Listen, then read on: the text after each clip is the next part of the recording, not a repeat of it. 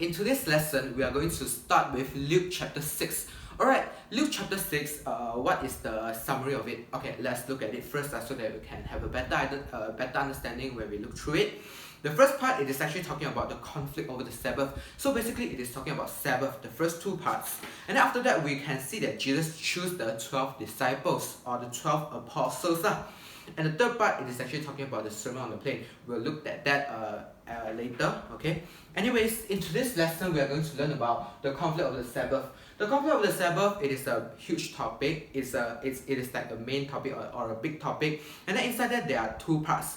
The first part is Jesus is the Lord of the Sabbath. The first part is talking about this. And then the second part, it is actually talking about Jesus heals on the Sabbath. Okay? So this is the whole part of the conflict of the Sabbath. But in today's lesson, we are going to learn about Jesus is the Lord of the Sabbath. Okay?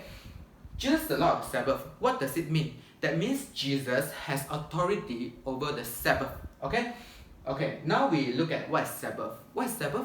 Sabbath, during that time, it is the 7th day, and then during the Sabbath, all of the Jews, they should rest. Okay, they should rest because God created the whole world by using 6 days, and the 7th day He rested. Therefore, they need to rest during the Sabbath. This is the reason behind it. Okay, and then actually this is one of the law. Okay, God gave to them. You must rest on the Sabbath. Okay, and then this part is actually taken from Luke chapter 6, verse 1 to 5. Anyways, we are going to look at this part so that we can understand more. Let's look at verse 1 to verse 2 first. Jesus was walking through some wheat fields on Sabbath. His disciples began to pick the head of wheat, rub them in their hands, and eat the grain. Some Pharisees asked, "Why are you doing what our law says you cannot do on the Sabbath?" Alright, verse 1 and verse 2, we can see that actually Jesus and his disciples, they are walking through some wheat fields. And then the disciples, his disciples begin to pick the head of the wheat, rub them, and then they eat it. Actually, this is forbidden during the Sabbath. That means you cannot do this on the Sabbath because the Sabbath is supposed to let you rest. During that time, the Jews had the Jews have this concept. During the Sabbath, you need to rest. Okay, and then you cannot do all these things like for example, reaping. You cannot do this. Healing. You also cannot do this on the Sabbath, right? So reaping is forbidden during the Sabbath. Therefore, when the Pharisees saw Jesus' disciple pick the head of the wheat, rub it with their hands, and then eat it, okay, this is forbidden during the Sabbath. So they go and ask him, "Why are you doing what our law says you cannot do on the Sabbath?" Okay, so therefore this Pharisee, he go and ask Jesus this question. Because Pharisee is the religion police during that time. So their job is to go and make sure everyone follow the law. Okay, so this Pharisee, he go and tell Jesus' disciple, or maybe he tell Jesus about this, or ask them about this question. Right? So clear about all of this part. Okay, this is actually verse 1 and verse 2. Let's continue on.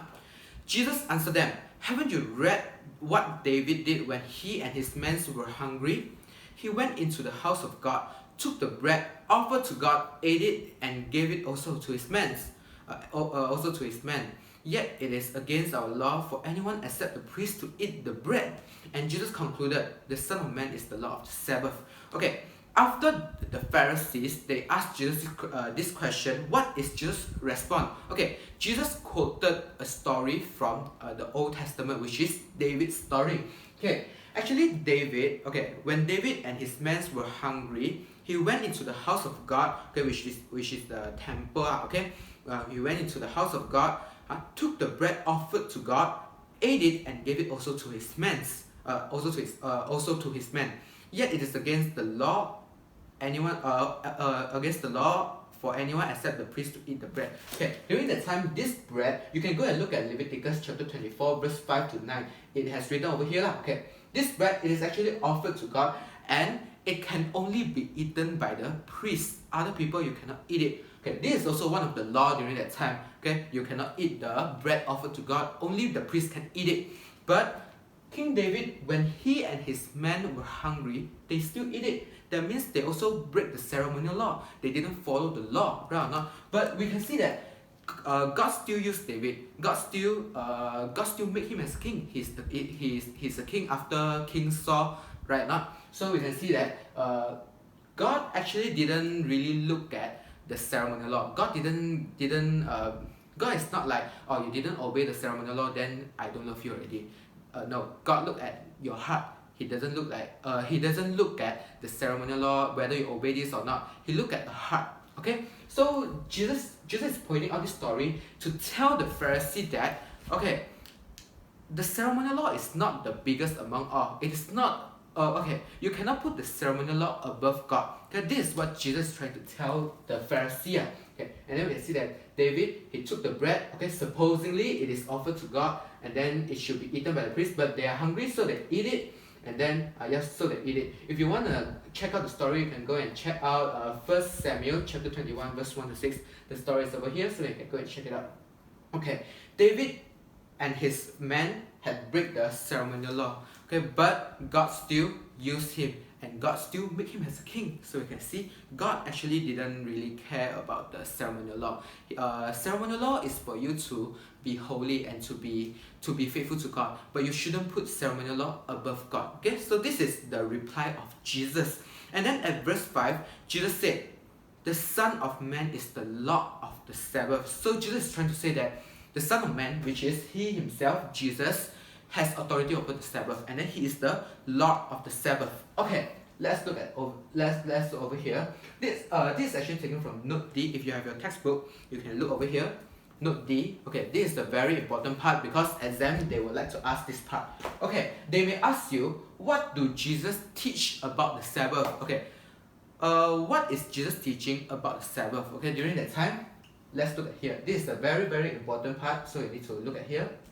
Work of necessity were allowed during the Sabbath. Okay, we can see after this story, there's a lot of story happening on the Sabbath. Okay, Jesus heals on the Sabbath, Jesus helped people on the Sabbath, and healing actually is not allowed during the Sabbath, but Jesus still break the law, and then he still loved them, and he still healed them. And then we can see the Pharisee or the Jewish leaders, they keep on like going against Jesus. So actually Jesus was trying to point out every time when he healed people on the Sabbath, when he helped people on the Sabbath, he's trying to point out something. Work of necessity, which is some necessary work, were allowed during the Sabbath. Okay, for example, when you see someone who is in need, or maybe he's sick during the Sabbath, should you heal him, or should you like, oh, this is not allowed during the Sabbath, so I don't heal him? No, we should go and help them also, although it is the Sabbath, but we still need to help them. Okay, and then during that time, the Jewish leaders, they had already made so many rules that it burdened the people. So Jesus came here to set the people free. Okay, actually the Sabbath is to let people rest. Okay, the main reason, okay, during that time is to make people rest, is to make people have some time to rest up from the busy work. Okay, but this Sabbath that the Jewish leaders plan, they make so many rules, and then it is not to let people rest already, it is like burdening people already. So Jesus came here to set people free, and then set them free from this burden, to set them free from the burden of the ceremonial law. Okay, so Jesus is trying to say over here, I say again, work of necessity were allowed during the Sabbath. Okay, and then the next one is Jesus claimed authority over the Sabbath. We can see at verse 5, he said, the Son of Man is the Lord of the Sabbath. That means Jesus has authority over the Sabbath, and Jesus claimed authority over the Sabbath. So this part is a very important part, so you can go and look at it, or maybe you can write it down, or you can highlight over at your note D over here.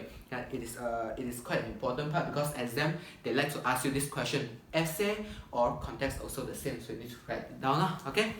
Alright, this is the whole part of Jesus the Lord of the Sabbath, and the first part of conflict over the Sabbath. I hope you guys can understand this part through this video. If you have any questions that you don't understand, or maybe a bit blur, you can of course leave a comment down below so that I can help you to understand or help you to answer your question. And if you find this video helpful, don't forget to like, share and subscribe. Alright, I will see you guys in my next video.